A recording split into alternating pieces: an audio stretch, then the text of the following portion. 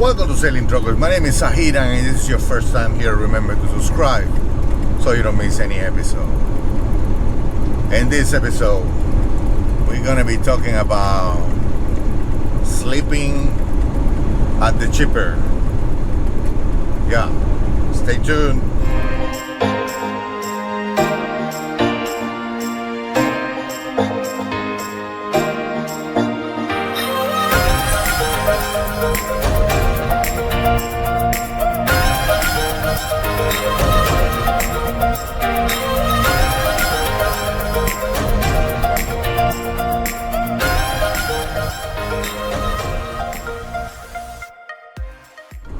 Welcome back. Yeah, today I want to talk about sleeping at the chipper. And what do I mean by that? It means that many times when we're going to pick up a load, some people might think that why don't you go straight to the place where you're going to pick up the load and sleep there, and then in the morning you pick it up, right? Well, it's not that simple. Many of the places where we go, they don't have parking spaces, or you can't park in the street because it's a city, right?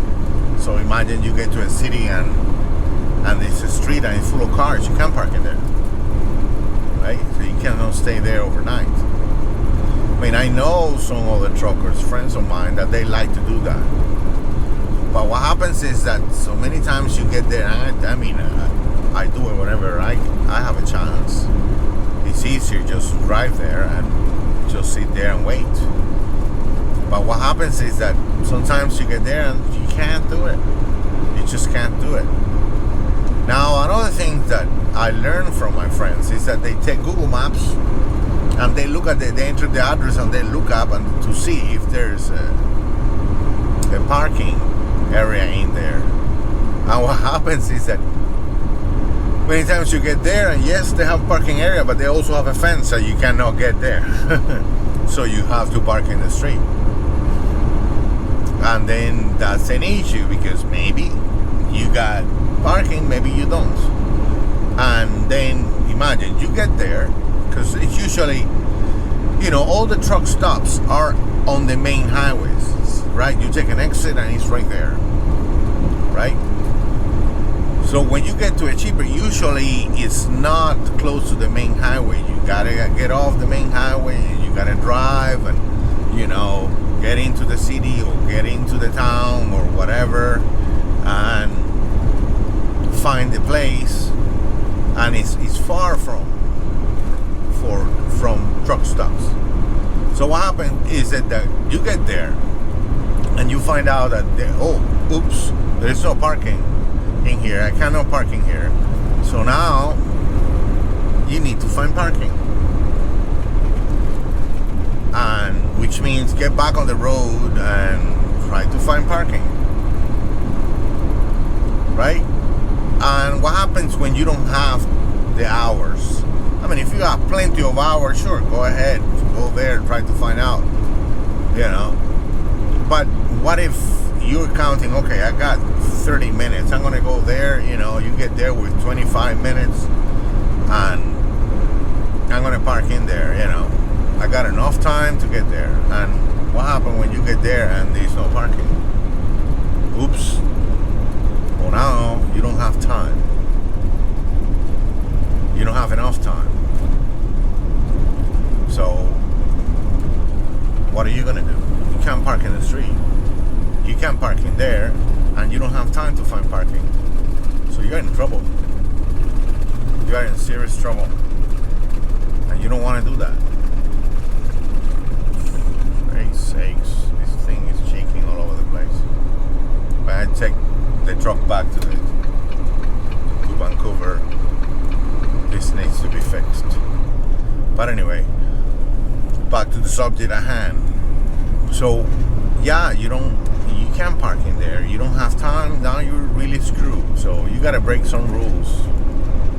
And so what do? I usually stay alert. I usually be counting the minutes, and if I don't think that, if I'm not sure, I'd rather find a truck stop that is 1 hour ahead or maybe 2 hours before the place where I'm gonna stay and where I'm gonna pick up, and I stay there. I'd rather wake up earlier in the morning and drive a couple of hours than to go there and let's see what you find out. The other thing about the Google Maps is that it's not always accurate. It happened to me that I looked at the Google Map and I go like, oh yeah, and you get there and guess what? That's not the place. That is not the place. So, oops. Now what? You are embarking again with the same problem. Now, if there is a place that you've been there before, and you know there is parking, and you know it's okay, well then, by all means, go ahead, go straight. Spend the night over there. Whenever the first person arrives, you'll be the first one to be loaded. That would be ideal, but that's not always the case. So, and 99% of the time when you go to a place, it's always a new place. 99% of the time, it's always, let's make it 95. 95% of the time, it's always a new place. So you don't really know where you're going to pick up. So that's the issue. That is the issue when shipping at night. You don't want to do that. You might want to stay at a rest area or a truck stop before you get there, to avoid all of these issues. And like I said, it would be ideal if you could always do that. Go there, spend the night. And if you do have the hours, go there, check it out. Oh no, okay, fine. Then you go and find a place to sleep, because you do have the hours. But if you don't have the hours, me personally, I don't take a chance. I don't take a chance. I'd rather stop with 2 hours left to drive and drive in the morning there than taking a chance. Because the regulations are, and this is the thing, when you're driving a truck, and now everybody's on the computer, in electronic books, okay? Computer don't care. Computer is telling you, you got 1 hour left to drive, you have half an hour. It's an alarm comes here like bam, and then you have an hour left to drive. You have half an hour left to drive, and after you get to 1 to 0 minutes left, and the click is counting there. If you drive over that, you are over the regulation, and if you get stopped at a scale and they find that out, number one, you're gonna get a huge ticket. Number two, you might even lose your license. It's not worth it. It's just not worth it. So, and then number three, if your company is audited and that comes out, you might even lose your job too. If you lose your license, you lose your job. But even if you don't get caught by the scale and you get audited and that thing comes out, you're gonna be in trouble. If you don't lose your job, at least you're gonna get a big reprimand by the boss that's be telling you can't do that. And it's funny because the dispatchers are like, yeah, go, but then when trouble happens, they go like, but I didn't tell you to break the law. They watch your hands. That's your responsibility. I didn't tell you to break the law. But you told me. Well, but I'm not a driver. Okay.